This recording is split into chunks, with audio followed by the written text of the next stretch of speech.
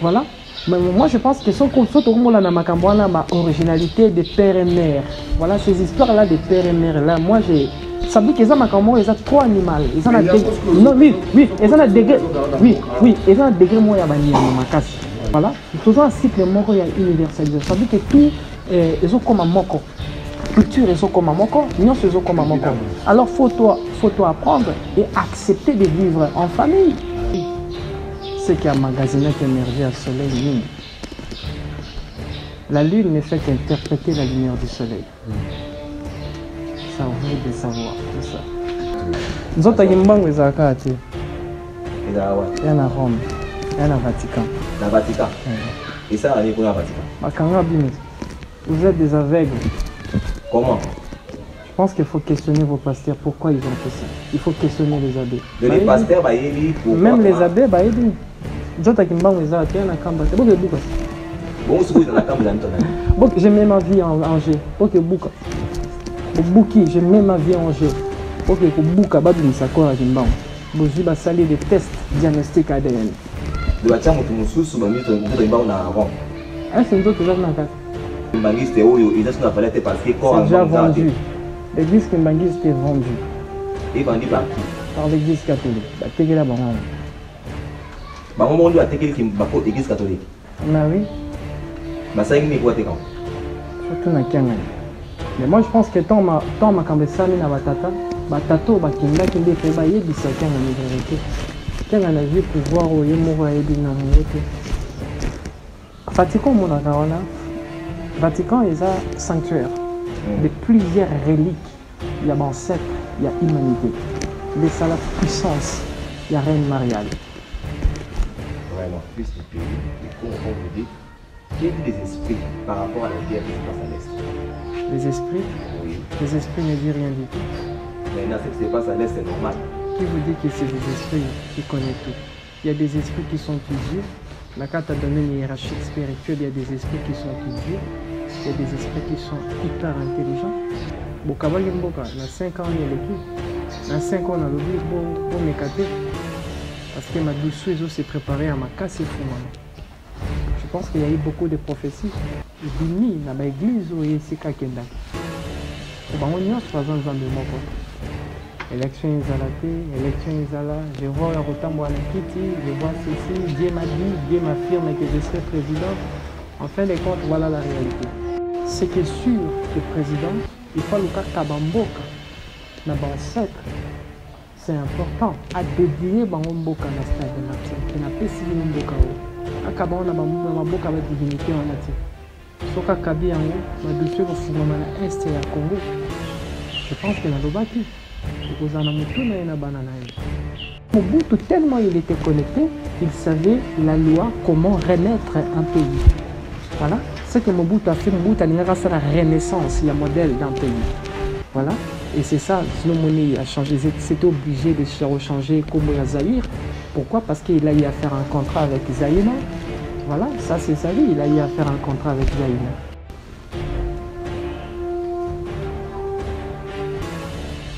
Je vois accident et avion en 2025. On va à l'aéroport Angers, l'aérodrome. On appelle ça aérodrome? Oui. On va dévier ça. Il faut signaler ça. Félix Antoine Tshisekedi. Changer sécurité Nonios. Merci beaucoup. Messieurs, très heureux de vous retrouver comme d'habitude dans votre magazine Ephrata Conférence. Alors, c'est le tout premier numéro de cette nouvelle année 2024. Comme vous le savez tous, vous qui nous suivez partout dans le monde, cette émission est présentée par un collège de journalistes qui sont avec moi sur ce plateau. Je suis avec le frère Yannick, pourquoi pas frère Jonas, et puis Mide qui sont avec moi sur ce plateau. Alors, cette année, mesdames et messieurs, nous avons le réel plaisir de commencer cette année 2024 dans cette émission Ephrata Conférence avec l'homme de Dieu. J'ai lui-même va se présenter parce qu'il a dit ça qu'il n'aime pas. Alors, nous sommes bénis, donc ce magazine, nous sommes tellement bénis à un niveau incroyable parce que nous recevons le Messiah, c'est comme ça il s'appelle, le Messiah, le messager Congo. Il est avec nous, fils de l'homme, à qui j'ai dit déjà, fils de l'homme, bonjour et bienvenue. Bonjour papa. Merveilleux. Merci pareillement. Comment vous allez? Votre santé? Mieux que possible. Voilà, vous êtes fils de l'homme ou fils de Dieu? Et quelle est la différence y a-t-il entre le fils de l'homme et fils de Dieu? D'abord, le fils de quel Dieu? D'abord, le mot Dieu, par étymologie, qui veut dire tout court le jour de Jupiter. Quand tu dis Dieu, cela veut dire que Jupiter. Quand tu dis Jupiter, directement, c'est Zeus. Quand tu dis fils de Dieu, en réalité, tu dis fils de Zeus.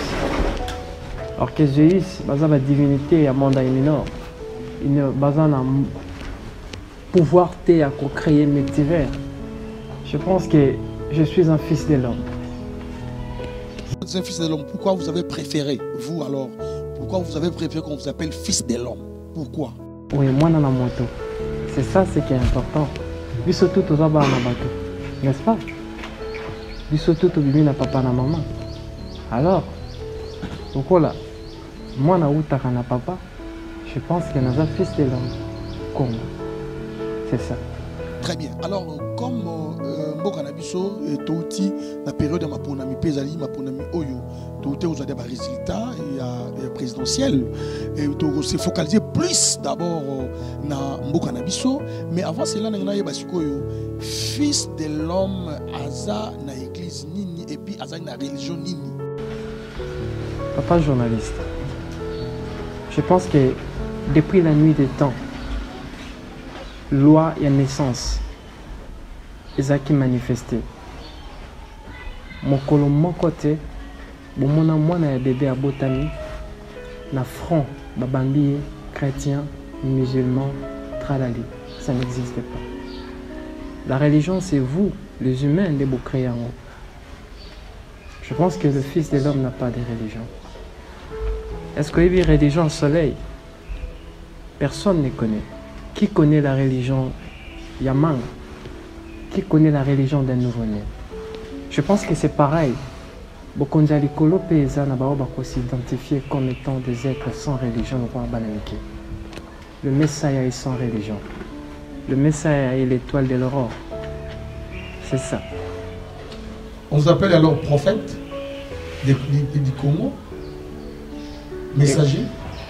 Et vous dépendez de notre ou à l'inga na langage prophétique, à bengi prophète, ou à l'inga na langage miraculeux, à bengi un homme de miracle, ou à l'inga na langage enseignant, à bengi un messiah. Tout court, je suis qu'un fils de l'homme Congo. Alors, votre réaction par rapport à l'élection et en plus de ça, Tolanda qui déjà a émission Eleki, Oloba qui a déjà que non, Félix Tshisekedi Auzala, rééli et pour autoproclamer à autour Pirobima. Alors, réaction na yo, impression na yo ezanine par rapport à l'élection Eleki na Mboka Nabiso. Oui, papa journaliste. Je pense que impression nanga comme étant un fils du pays, comme étant patriote. Je ne peux qu'accepter tout ce que le Créateur nous donne comme président. Voilà. Mais, souci nanga eza que bakonzi ya Congo baluka kolata costume ya kozala ba père de la nation.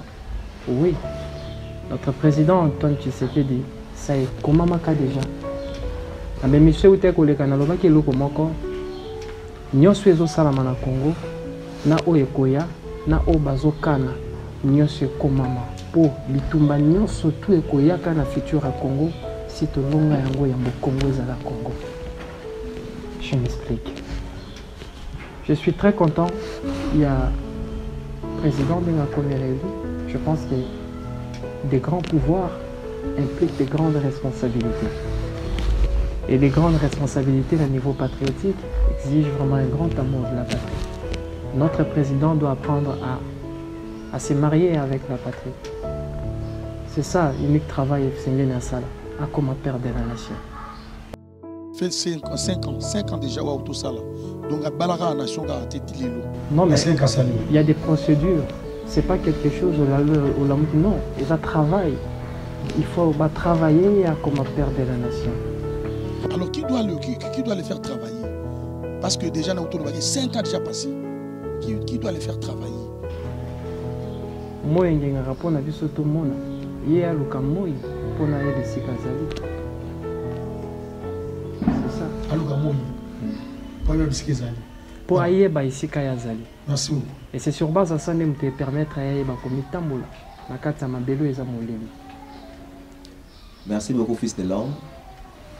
Nous voulons savoir qui est votre mentor. Je pense pas que vous êtes forcément comme ça dans le vide. Qui est votre mentor? Ou encore comme vous disiez que les chrétiens disent, qui est votre père spirituel? Le père spirituel. Savez-vous, la spiritualité, ils ont derrière nous la GPS dans notre cas. Il y a des moments où il y a des orienteurs, côté à gauche, à droite, combien de kilomètres. Mais tant aussi, ils ont bien permettre de comme un GPS pour la bateau. Je pense qu'à ce moment-là, l'enseignement ici, là. Le Fils de l'homme a mis une école de mon côté. Mais le message, il a mis de tout le monde. C'est ça, c'est qui est sûr. Et on a le bara. C'est très simple. Ceux qui m'ont dit que ça a été un pirate original. Tambola na Europe Satan attend. Le temps est pour révéler vraie nature à Fils de l'homme. Ce qui est sûr pour bénéficier de nos obéis. Merci beaucoup. Bon, Fils de l'homme, vous êtes fils du pays, et comme vous dites, qu'est-ce que dit les esprits par rapport à la guerre qui se passe à l'Est? Les esprits? Oui. Les esprits ne disent rien du tout. Maintenant, ce qui se passe à l'Est, c'est normal. Qui vous dit que c'est des esprits qui connaissent tout? Il y a des esprits qui sont studieux. La carte a donné une hiérarchie spirituelle, il y a des esprits qui sont studieux. Il y a des esprits qui sont hyper intelligents. Il y a des esprits territoriaux. Il y a des esprits géographiques. Il y a des esprits continentaux.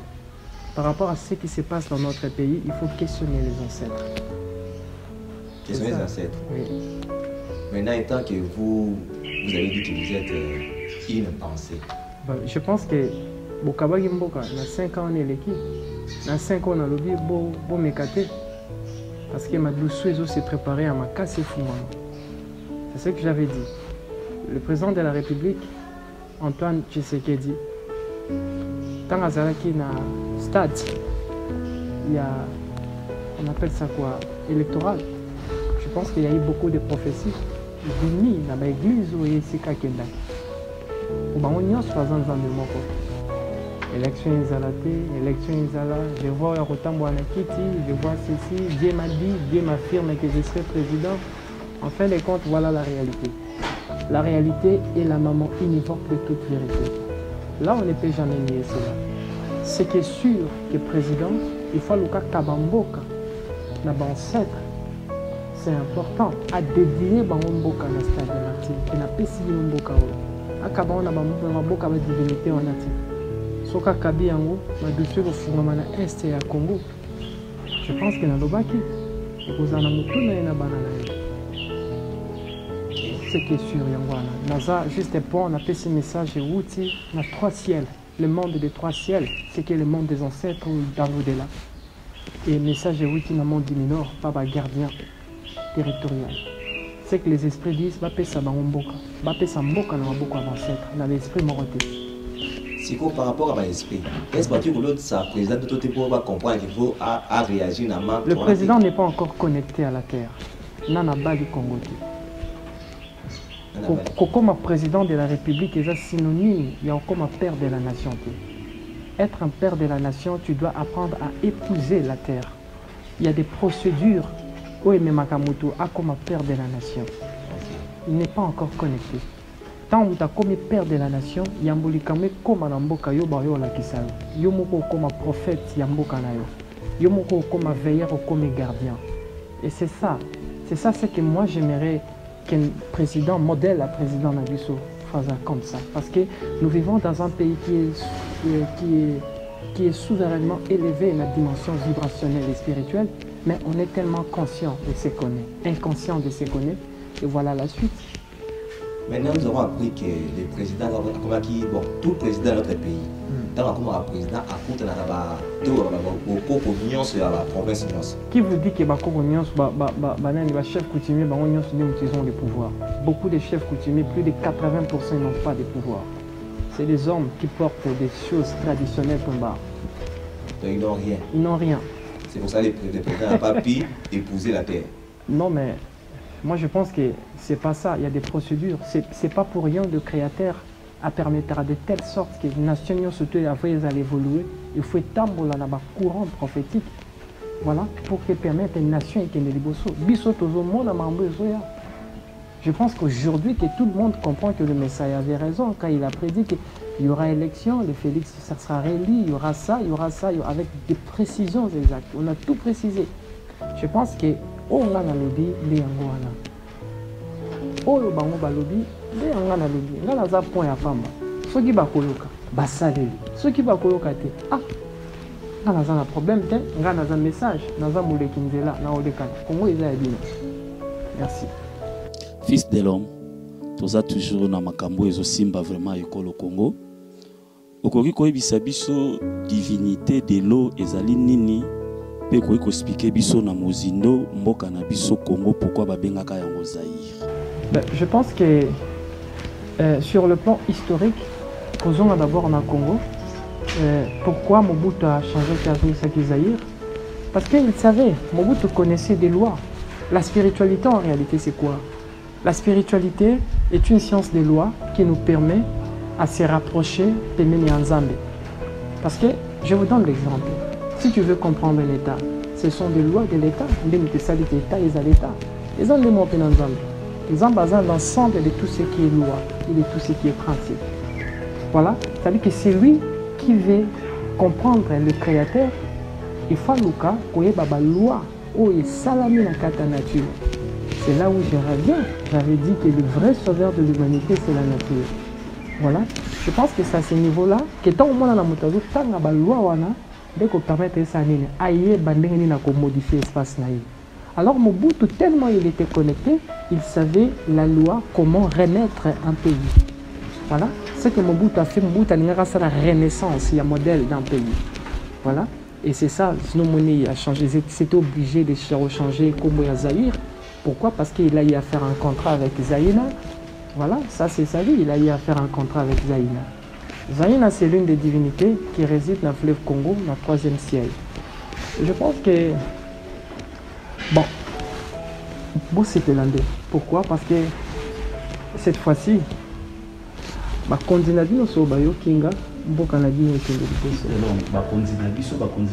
non mais je pense que je respecte les lois et les institutions de la République. Mais là, mon condité. Merci beaucoup, fils de l'homme. On a dit que il faut changer Congo à Congo.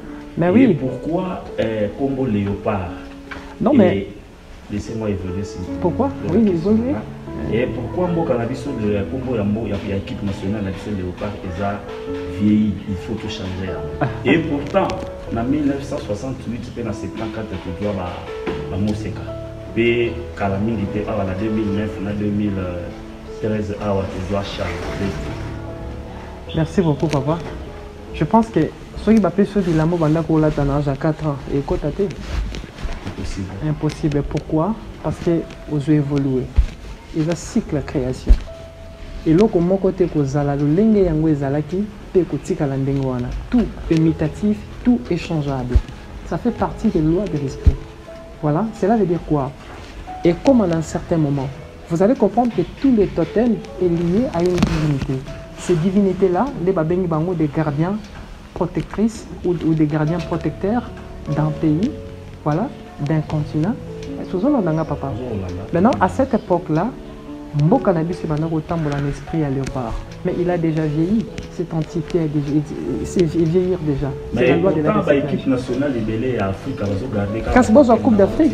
Beau Coupe d'Afrique. Mais par contre, le pays est belé dans la Coupe d'Afrique. Mais oui, non, mais moi je pense que tout. Je parle de notre pays. Voilà, de notre pays. Il faut une rédemption. Rédemption, il faut changer beaucoup de choses. Oui, c'est Mboka. C'est là où on parle sur la rédemption d'un pays. Voilà, j'avais dit précédemment que les Congos est colonisé dans le Congo. Le Congo K est colonisé dans le Congo C colonial. Jusqu'à présent, le vrai Congo est colonisé. C'est là où j'avais dit qu'un jour, Congo il faut changer. Ça veut dire que pour renaître un Congo héros, pour renaître un pays héros et souverain, je pense qu'il faut voter à la base. C'est important parce que le pas à vieillir. Beaucoup qui meurent, beaucoup makérouma bolemba. C'est comme ça, ça prouve qu'à vieillir, ça veut dire qu'il faut tout là que l'amba moussoussou. Maintenant, quand les totems sont au fond de la solo, totem est encore même hymne national, totem a même constitution, quand totem a même drapeau, totem a même la monnaie. Parce que dans le royaume des trois ciels, dans le monde des ancêtres, il y a des ancêtres comme des héros, au bakufa pour na mboka ou bazo réclamer du lungina bango na mbongo. Maintenant, c'est ça le problème. Or que mbongo sur le plan spirituel, voilà. Les hommes de l'homme tambola na télésma. Télésma, quoi? C'est des portails fluidiques et ils ont relié Moutou avec des dimensions spirituelles. Croyez-moi, cet argent-là va influencer votre quatrième dimension. Et votre quatrième dimension va influencer votre pensée. Et voilà la suite. Ça veut dire que tout fonctionne par la spiritualité. Jamais on coupe sans la caméra. Il faut le père de la nature. C'est à lui. Je sais. Il y a un drapeau, il y a une nationale, il y a un totem, il y a du tout. On m'a tout donné pour vous. Parce que ce sont des pièces. Voilà. Ils ont dirait un mécanicien hier. Elle s'est venue que papa. Au moins une voiture d'abino. Soit Congo loko la mutuka. Loko à 207. Vous avez un papa. Maintenant, nakata mutuka 207 un moteur est en panne. Chauffeur il sur Tchanakati. Il faut chauffeur. Pas profane. Mais un vrai mécanicien doit dire non, le problème n'est pas un chauffeur. Maintenant, doit chauffeur le chef de l'État. Doit client le la bis patriote. Pourquoi tu as condamné chauffeur au moment où le pays est en panne? C'est le moteur de la République qui est en panne. C'est là où j'ai parlé sur les 5 éléments fondamentaux, les 5 pièces. Il faut changer constitution pour avoir un pays héros et souverain. Il faut changer totem, il faut changer drapeau, il faut changer monnaie, il faut changer constitution. Sans ça, comme ça, il n'y aura rien qui va changer. Ça, c'est univoque, écrivez. Ils sont aussi longtemps les 5 éléments et fondatés. Là, vous avez la prospérité, c'est l'émergence. Merci beaucoup. Oui, papa.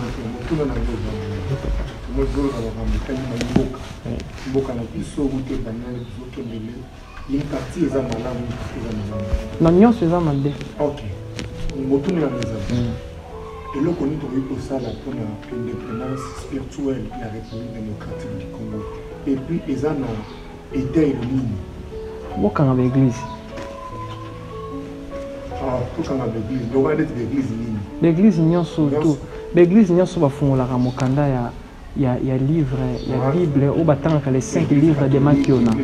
L'église qui vous dit que le commencement de l'humanité, comment est Kabandara na Adana Eve, après Kaya qui n'a pas l'extraterrestre, moi ça les bandes de Orbilo, Nzamba et Biété.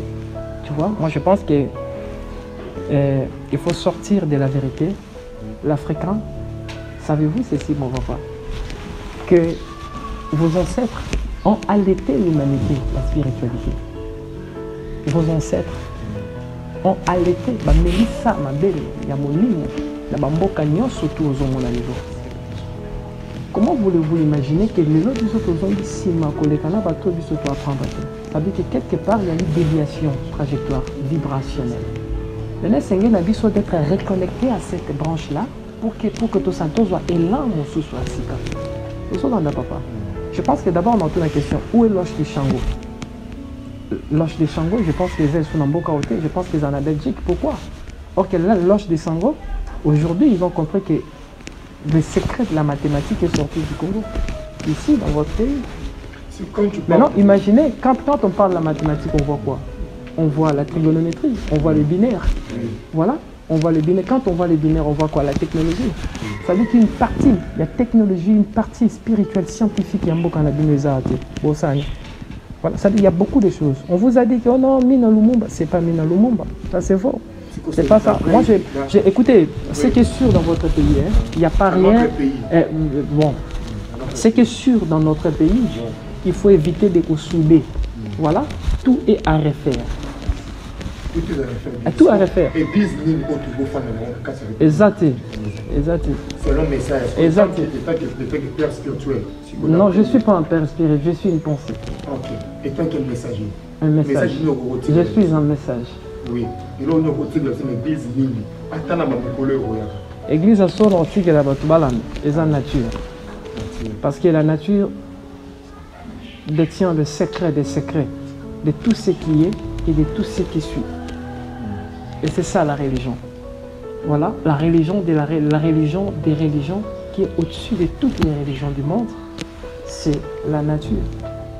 Voilà, et la nature, en observant les lois de la nature, directement, ils permettent à nous de modifier Vinabino.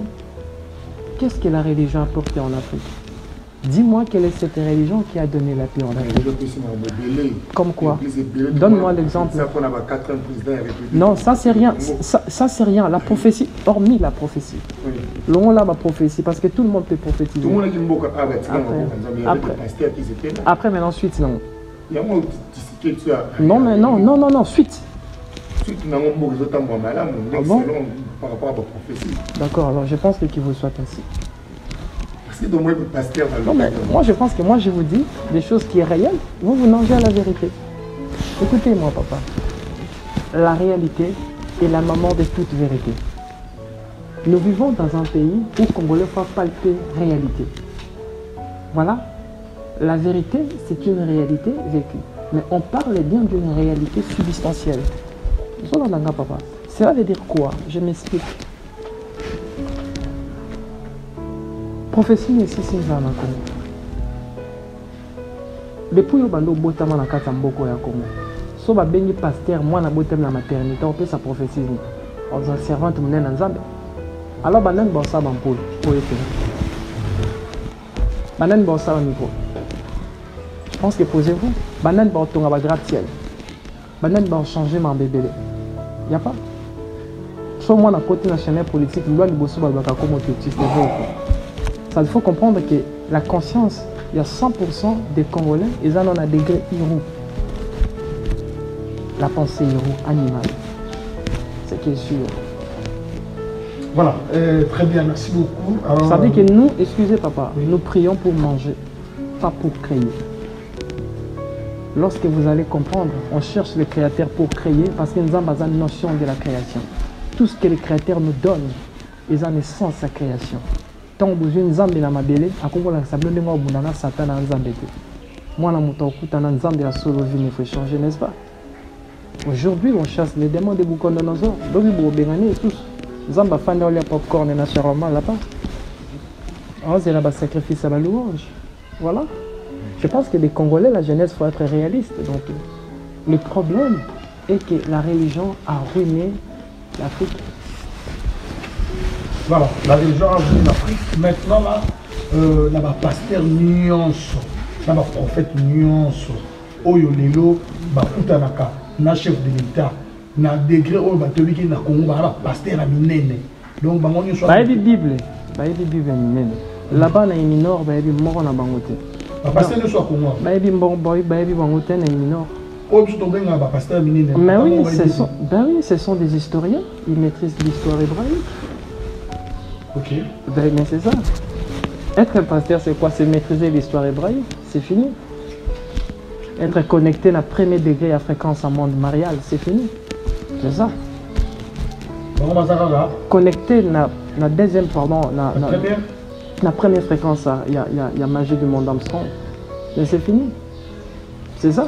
Et après. Mais il faudrait maintenant passer à la ligne. Il faut comment à niveau pour que et matin. Vérité. Que tout ce qu'on est en train de vous dire ne sont que des stupidités, des bêtises. Quand on meurt, des noms ne sauvent pas. Quand on meurt, là-bas, dans la vie d'après, ce sont des actes qu'on fait. On vous a dit quand tu crois au nom, tu es sauvé. Je pense que même un assassin a Koko Tabokonza Likolo parce qu'il a crié au nom. Moi, je pense que non. Voilà, très bien. Maintenant, est-ce que, étant une pensée, messager, dans ma communion, Ozoloba, la TV, est-ce que vous avez déjà eu le temps? Il y a la nation de l'État. Félix Antoine Tshisekedi, parce qu'au PC message, Oyo, aux Anayango pour la République démocratique du Congo. Il y a la manière lente, il y a la manière rapide. C'est-à-dire? La manière lente, Amega Kissimba était dans sa manière rapide. Manière rapide. Je vais marcher dans ses rêves. C'est ça. Ok, très bien. Donc, l'indiqué sur le coup de PC message. Non, changer façon et en fonctionner. Je vais marcher dans ses rêves. Mais maintenant, vous allez marcher dans ses rêves. Oui. Comment vous allez marcher? Toi, tu dors. Je vous avais dit que Nzambasa doit vivre des vies. C'est ce qu'on dit la bitemporalité. Sur 100%, 90% dans le monde des rêves, zéro. Or que le monde des rêves est un monde où et tout vivre en belle fois maîtriser. Ce que moi je vais faire, je vais surfer le monde des rêves. Je vais chercher mon président, je vais communiquer, je vais lui communiquer, je vais visiter. Donc visiter le ndenge na ngamoko. Ok. Merci beaucoup. Parce que de manière sur Kende, il y a toujours des égoïstes qui ne sont pas patriotes, qui veulent la chute de la République. Okay. Des profiteurs. Voilà. Ok. Fils de l'homme. Bon, il y a, bon, je ne sais pas si c'est une histoire, mais on nous dit que et dans la moko, oui, Kangama, je pense que c'est dans la télé quelque part, qui va nous dire la Kangama. Mais c'est un président ou un beau travail qui est au fond, on va comme au fond. Les Arabes, les Arabes. Ah, c'est bien évité là qui font là. Bah oui, président. Parce que na fongo la côte président. Yo no font la côte. Yo quand c'est pas qui na bien ça là nzoto. Toi tu penses que les fétiches, la magie et quoi ça dans nzoto et ça là, on est bien au-delà de ça. Savez-vous pourquoi? Je suis le seul message au Abimina néant qui fait les miracles en utilisant aucun nom, qui enseigne les enseignements ils ont à livre à mon côté. Je suis le seul. Cela veut dire que vous pouvez comprendre sur ce langage et je vous donne encore la clé des clés, les langues de Dieu, pour que vous soyez comme un accès au pouvoir spirituel. N'est-ce pas, Ezé, c'est moi? Oui, c'est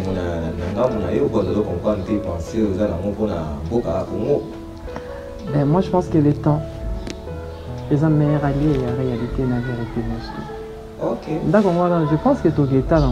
Si tu vas rater dans le fond, tu vas vraiment. Ouais.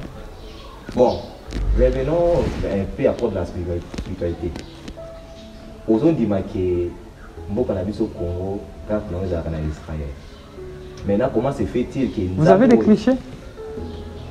Bah, clichés qu'on a au monde à Miana.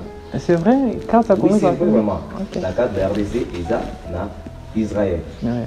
Maintenant, comment ils ont connu que Nzamba a raté? Parce que nous croyons aujourd'hui. Mais le Nzamba a raté. Au Nzamba, mais ils ont dit que l'église va canadienne. Mais la divinité, c'est des divinités. Bon, divinité, oh, ils ont dit que ouais. Il y a beaucoup qui ont la montée. Non, oui, mais quand on a beaucoup de gens qui ont dit que c'est ça. Il faut palestinien, on doit expliquer. Au bout de binois. Il faut être belé. Président Fatik a bon. On est au salaire qui est bon.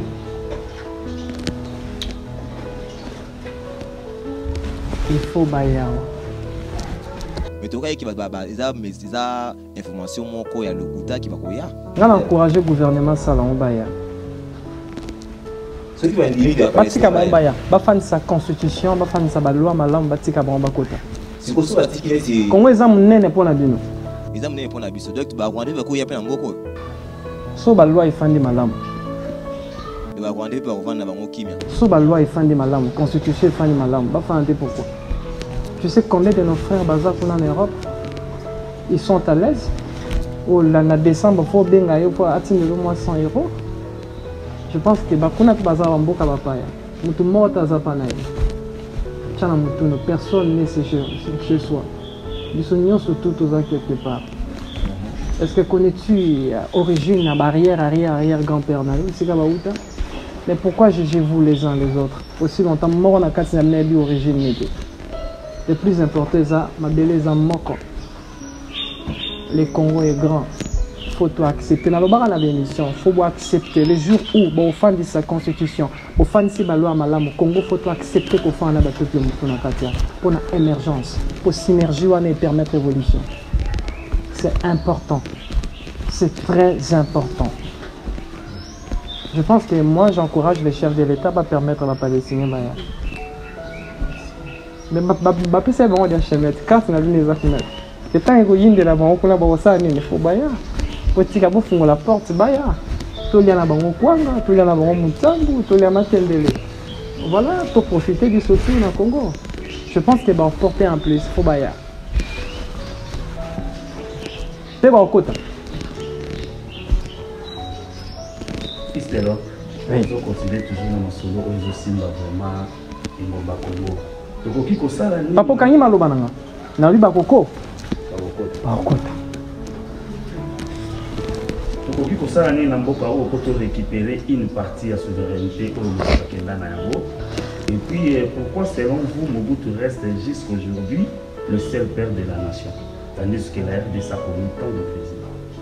Ouais, je ne sais pas pourquoi, qu'est-ce qu'il a fait et comment étaient ses vibrations, mais ce qui est sûr qu'il a fait des efforts à sacrifier sa vie pour la patrie. Yokara yokanga papa. Mutunyo soit ça la sacrifice pour na batu. Ça veut dire qu'à sacrifier nous autres naïe pour na batu. Croyez-moi ça héros. Mobutu a sacrifié son âme pour ne quitter un beaucoup. Savez-vous ça? Alors, ça importe une notion de sacrifice à Salaki. Il a respecté la loi du multivers. Moi et Pela. Il s'en fout. D'où les autres les autres il s'en fout pour Nadino.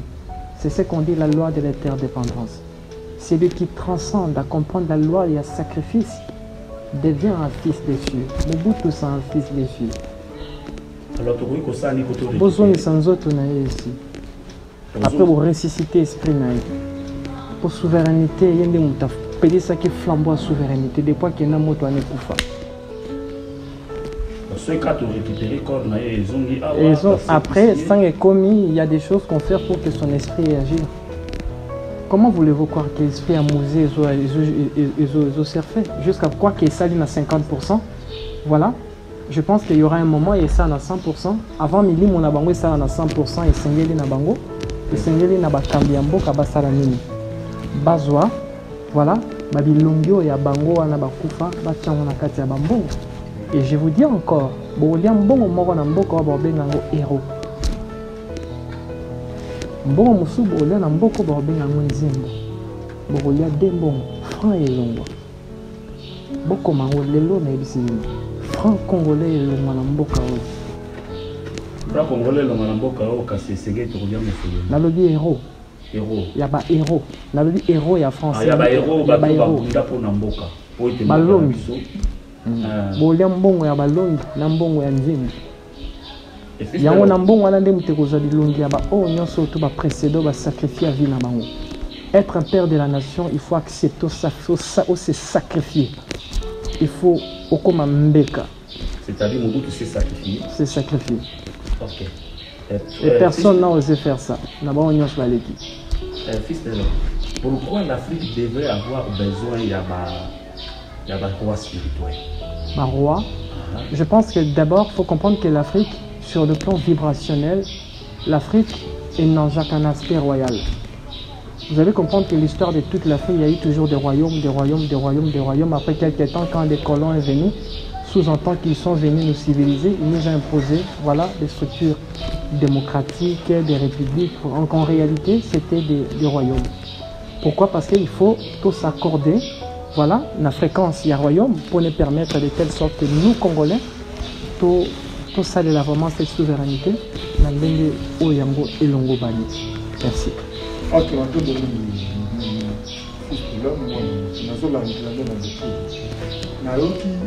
obeti lisolo batuni motuni ya bapalestine nakozonga mwa moke parce que na kati ya mboka na biso eza na bakonzi ya mboka baleka ozoparle mingi bambotali mobutu mobutu babenga ye centrafricain kabila babengi ye rwandais Moïse Katumbi babenga ye tanzanien nde Tshisekedi aza mwana mboka selon biso bakonzi olobi originalité na biso soki tobi tozonga na nsima biso toza baétranger. Biso toza baétranger. Pourquoi Moïse Katumbi ce qui a gagné l'élection déjà par rapport à étranger et là on y a la fait tant que messager.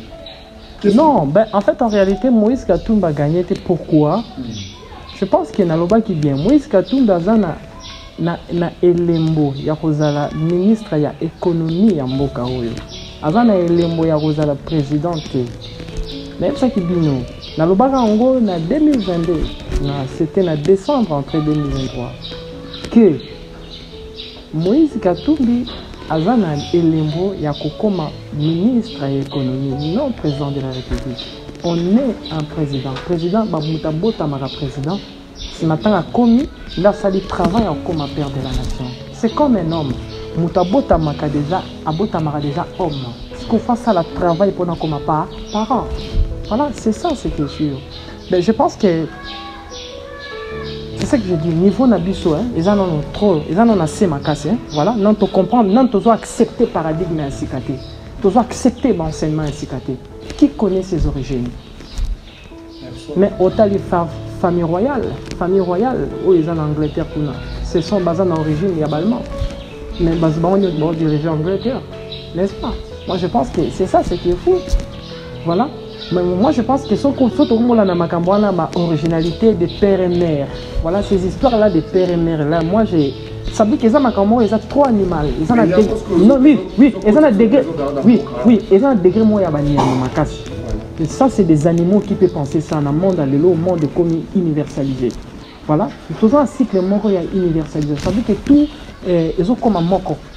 Culture, ils ont comme un moko. Nous, ils ont comme un moko. Alors, faut apprendre et accepter de vivre en famille. Voilà, c'est ce qui est sûr. Qui connaît ceci, ses origines? Nabato, Bazo, au moins, qui connaît ses origines? Mais oui, qui connaît ses origines? Peu importe, qui connaît ses origines? Moi, je pense que qui connaît ses origines? Qui connaît l'origine? Il y a papa Etienne Tshisekedi. Qui connaît ça? Mais personne. Qui connaît les ancêtres? Mais personne. Ils sont tous aux abats inconnus. Voilà. Ils sont derrière Moutafanda, à Sophie Mouninga, moi dans ma camp. Arrière, grand-mère, non. Parfois, ça rappelle du Kangou. Biso tout toi, dans ma camp, biso tout toi, bâtard, biso tout toi, randé-moi. Donc, inutile au jugeant. Ok, c'est inutile au jugeant. Merci. Nakolanda ma message néo na Samuel Massambi qui différence entre Thomas Massambi. Je pense que moi et Samuel différence c'est juste que c'est comme la lune et le soleil. C'est à vous de choisir. Oh, Dieu faut être sabiso. Faut y aller, c'est ce que tu as pas besoin d'en aller dans les temps, mais il faut caméra dans les besoins qui va. N'a pas lieu de dans sa soleil. Autrement, dans la Samuel Massambi, la qualité à ça la émission, la dictionnaire, la livre de colère. Azobimi ça va brancher. Mais il y a aussi la émission, ça va brancher. C'est ce que je vous dis. Tant au moins sans épeli, c'est qu'il y a un magasin qui émerge à soleil. La lune ne fait qu'interpréter la lumière du soleil. C'est à vous de savoir tout ça.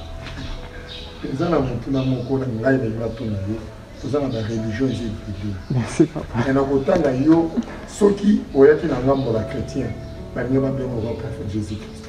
Moi. Ok.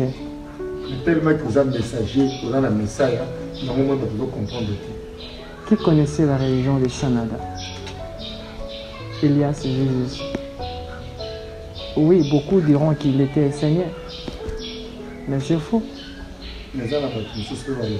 Un message vient sans religion, comme un enfant.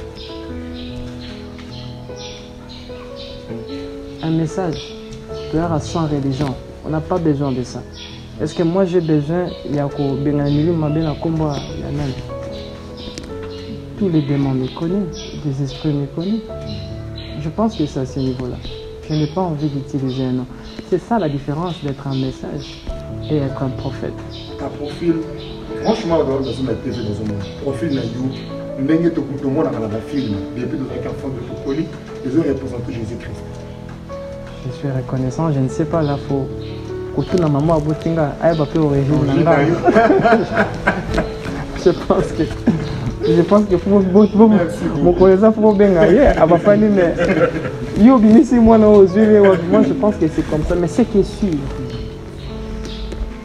nous autres les africains nationalité congolais mais l'esprit est universel, Messiah. Je pense que les Chinois abandonné enseignement nanga. Ça va. Moi j'enseigne sur l'amour inconditionnel. Voilà ce qui est sûr. Voilà, merci beaucoup. Des mots bio,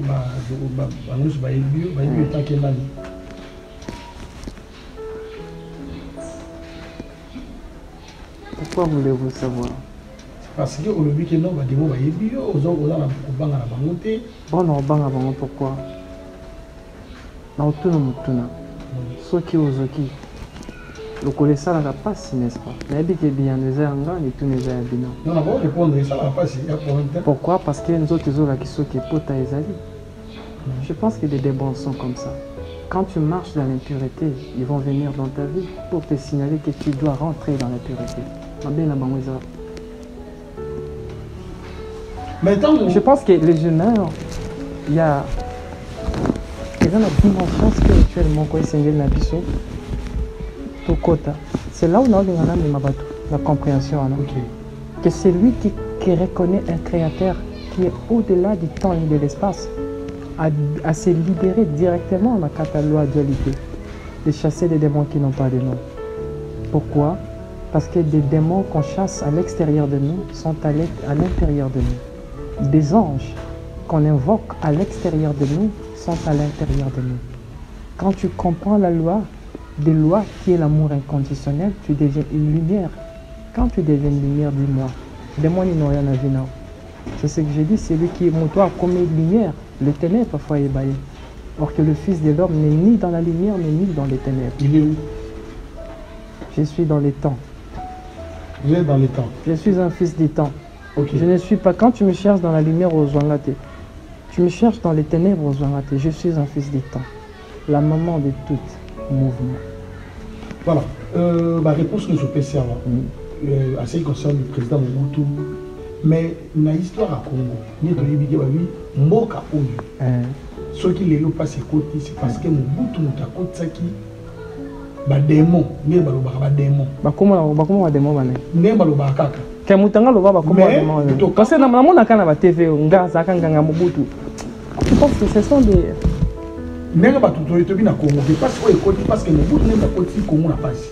Mais le lobo Félix Tshisekedi na mandat na liboso remise et reprise où ça maquillé na Kabila. C'est symbolique quand même. Makasi. C'est symbolique. Makasi. C'est par rapport mais tu continues la dispensation mususu mboka. Voilà, tu sais que dans la bande musana ende na mandao. Nous sommes dans introduction. Introduction mais au tolo bokeno, on reconnaît Mobutu. Non, on comprend Ngate, je dis par rapport à la vie, par rapport à la mère patrie. Okay. Ça dit que Mobutu n'est pas comme qui perd de la nation. Babo batika il faut pas ça le travail comme père de la nation. Donc tant Joseph Kabila, on s'est remis des reprises donc à 18 ans ça là qui. Tiens comment père de la nation. Bolinga qui était bon ça semble. Botika semble Bolinga qui Kabila était. Il y a ça là qui a comme père de la nation. Mais dis-moi. Ils ont dirait maman moko à Salarane azaba bazabo mengonae. Aza mobilité a c'était na jeune moko boy ba fane na ndako mais maman na bota bana déjà ce que so bana na kata ndako wana ba olinga mobala mama te dis-moi mobala osana OK nae voilà vous le peuple congolais vous avez blessé Kabila faut se repentir. Mais je vous dis on va Kabila ben ozonga comment parce que qu'est-ce qui va oh comment Aozonga. Aozonga na mboko metana. Aozonga. Akozonga na mboko metana. Moi bosa za wana. Allez président la République. Avec Aozonga lwana. Beaucoup. En jour, je dis, en 2028, parce que ma mandat Félix est aussi là. Non, tu sais, après, tu sais que de moi, ça va.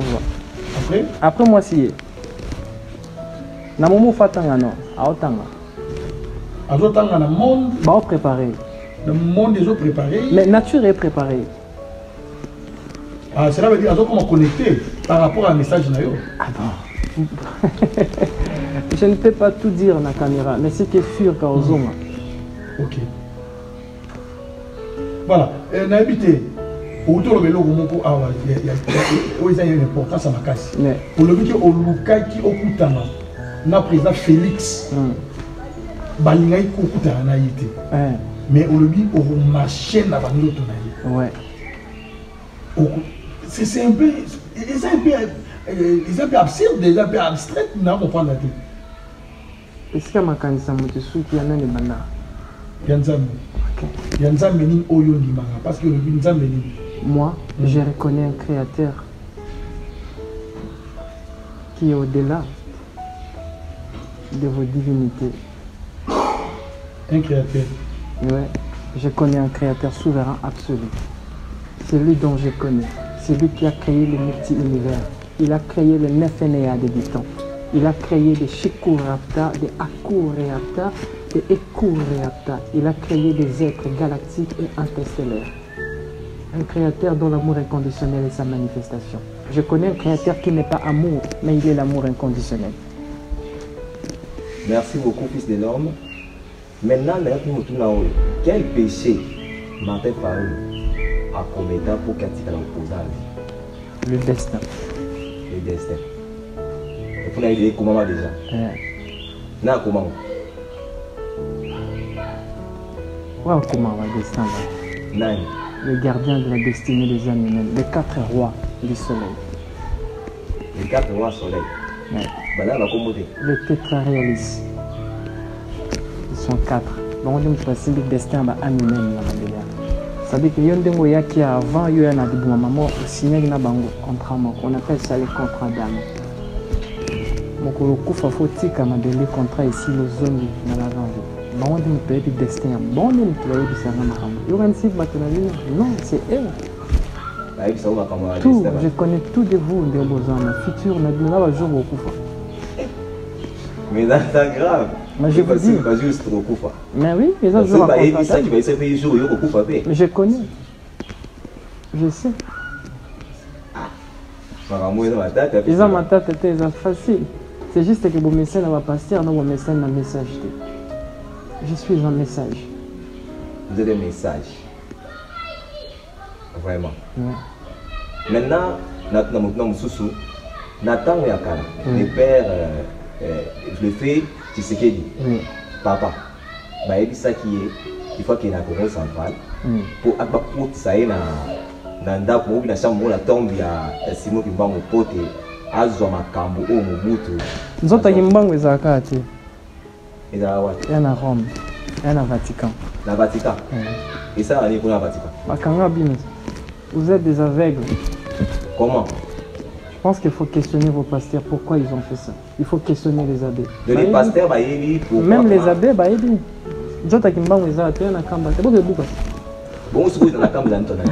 je mets ma vie en Angers. Je mets ma vie en Angers. Vous avez des tests diagnostiques ADN.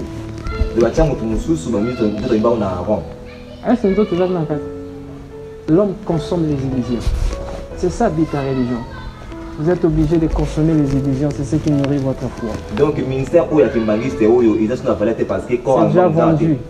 L'église Kimbangiste est vendue. Et vendue par qui? Par l'église catholique. Maman doit attaquer l'église catholique. Mais oui. Ça y est, pour attaquer. Surtout dans Kiangani. Vous avez pensé? Vous avez la lumière par rapport à ça. Et là, il y a ça qui est pour attaquer l'église Kimbangiste.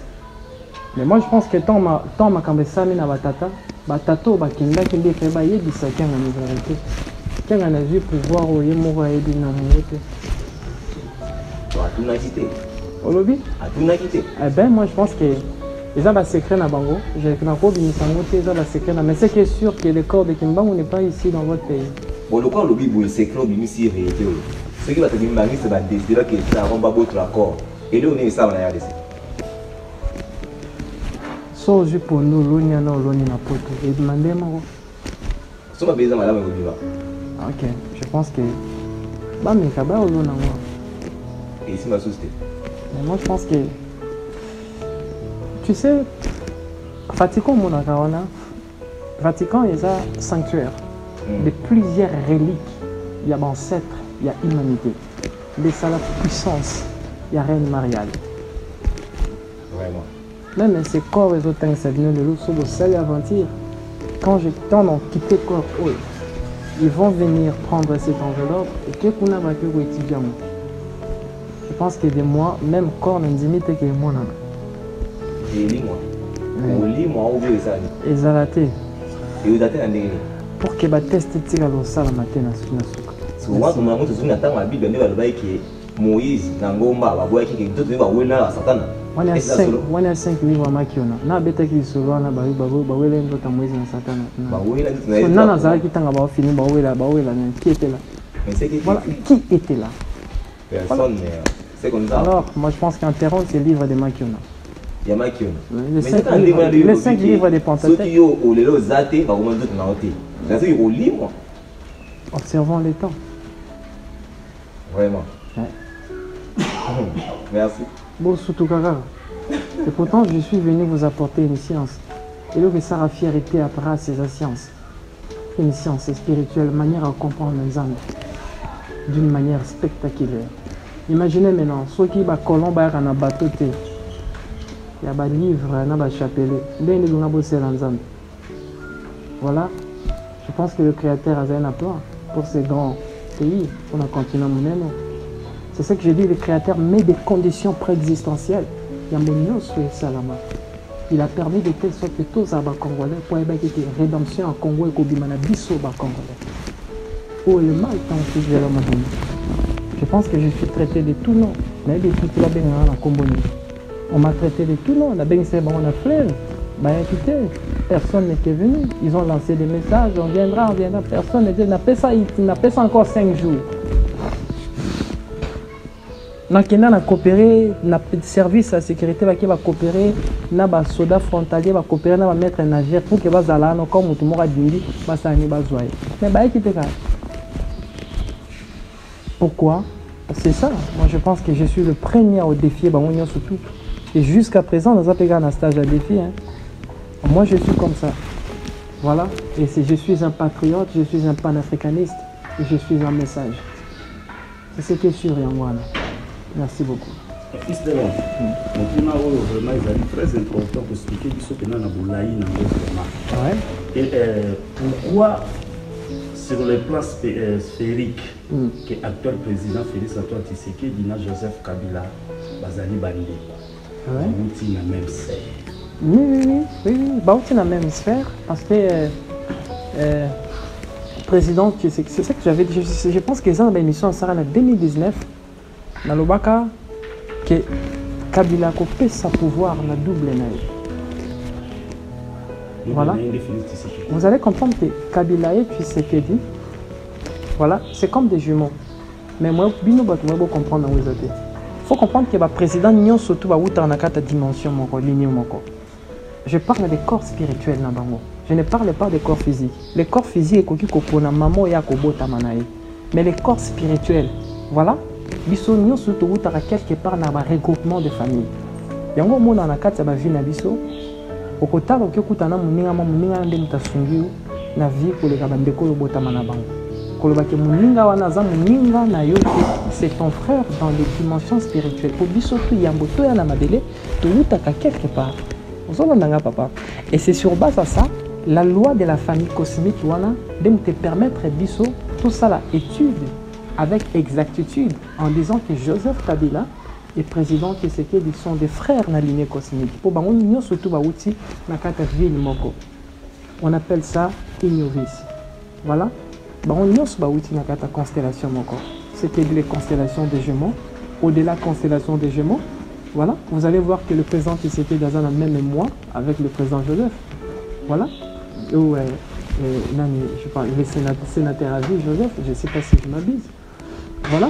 Pourquoi? Là, d'abord, sur le plan des 12 signes astrologiques, ils ont des mêmes signes astrologiques. Maintenant, sur le plan vibrationnel, il y a la maison de Bango Baouti. Baouti, c'était la même maison, la maison des nourrices. Mais là, ça fonctionne bien. Yo, Zaratan, va foutre.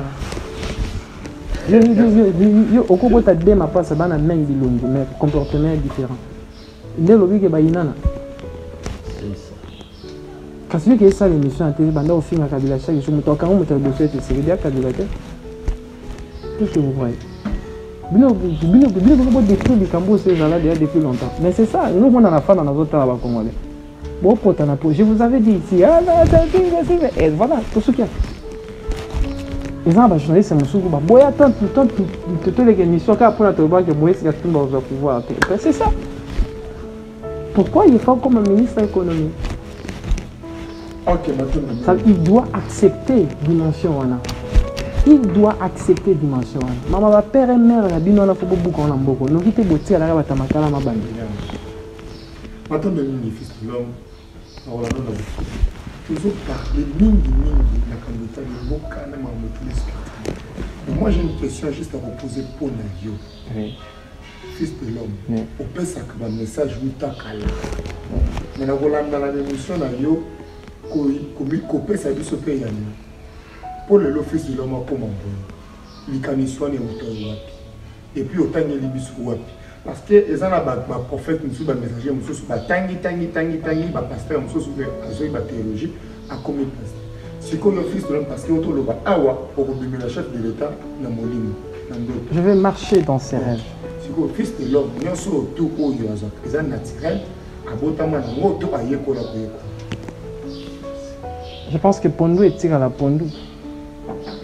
Nagou nango, matembele pe kotika na matembele nagou nango. C'était sûr. Ce n'est pas au origine ici qu'en a outil.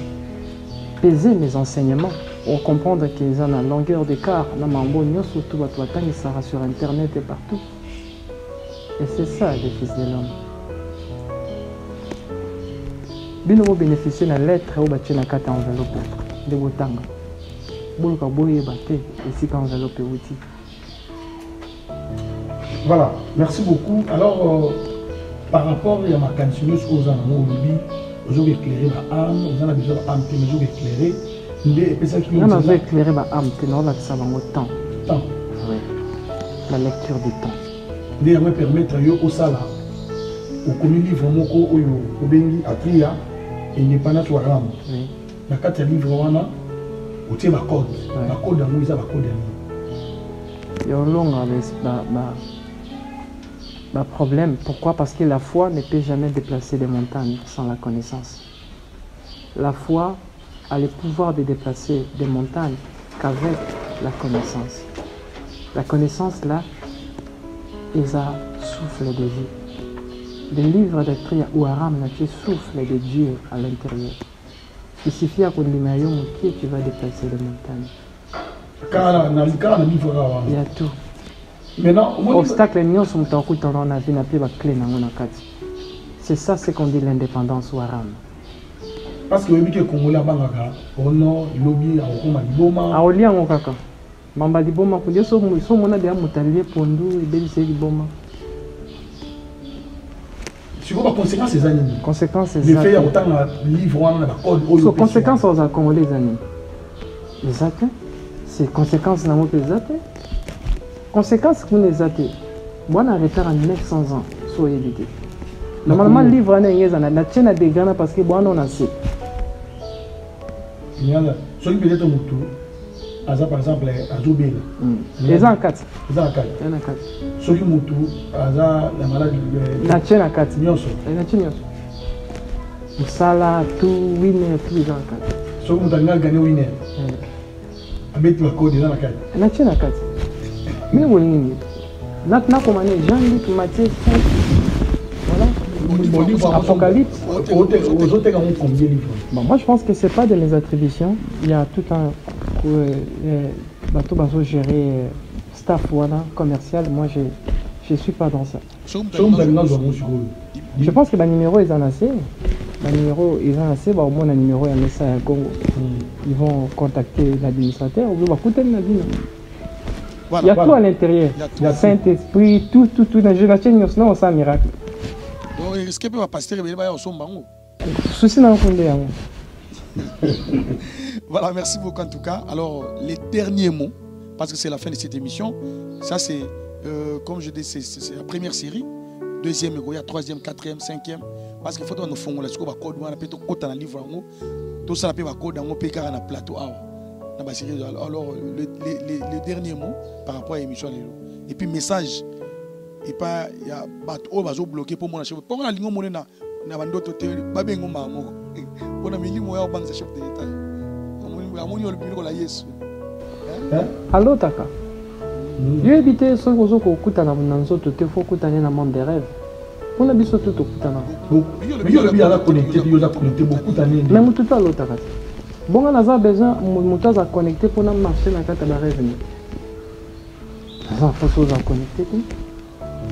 Moi, j'apporte tes connexions directement, je te connecte. Voilà, très bien. Alors, le dernier message. Le Congo est notre religion. L'Afrique est notre unique espoir. Les Congolais, peu importe le numéro, ils ont un mandat facile.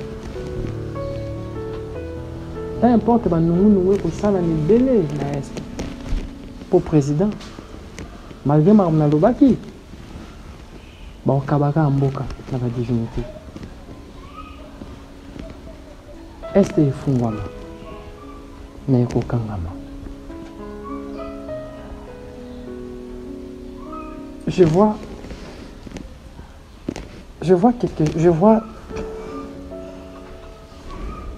lis mon Kengue Salama pour la destruction en Congo. Opposant à Congo Bakeba, mouvement moko koye sangisa bango nyonso tout. La but est de pouvoir pour rien changer. Mais pour dévier,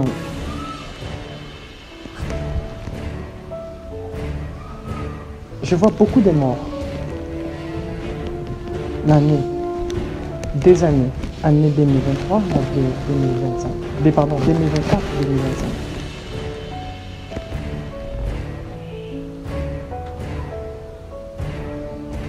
Je vois accident mon avion en 2025. Mais on va à l'aéroport Angers, l'aérodrome. On appelle ça aérodrome. On va dévier ça. Mais il faut signer dans le salon.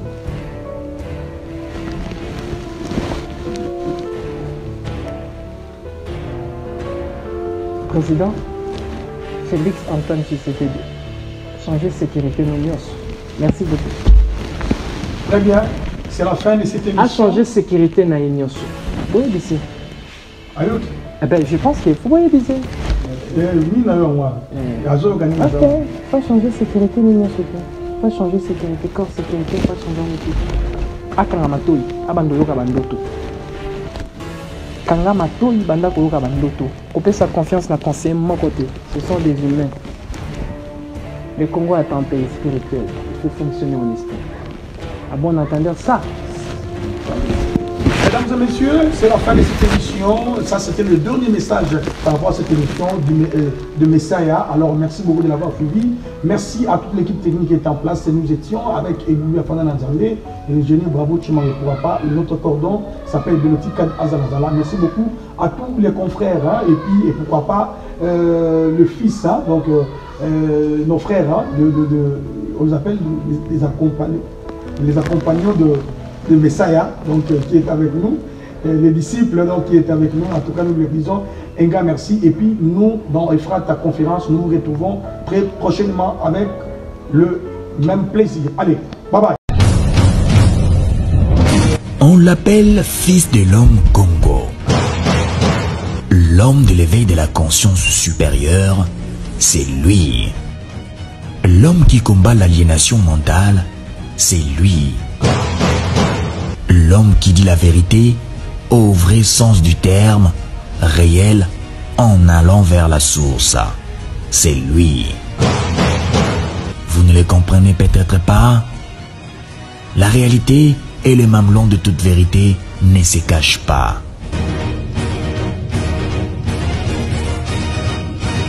Tenez, c'est depuis un certain temps que Fils de l'Homme Congo, ce digne fils de la République démocratique du Congo, sensibilise la conscience des Congolais de ce qu'il est et de ce qu'il doit faire pour sortir toute l'Afrique du gouffre et de la prison des impérialistes. Je suis le soleil qui éclaire des étoiles. Où est le mal quand les étoiles parlent du soleil? Avec les messages à Fils de l'Homme Congo, l'heure de la nouvelle réalité a sonné. Je vous avais dit que le président Nyosoya na Congo à Mobala à l'école pour les Congolais. La réalité. Sa mission est universelle pour l'émergence du Congo. Évolué par les principes de l'esprit, tel est son leitmotiv.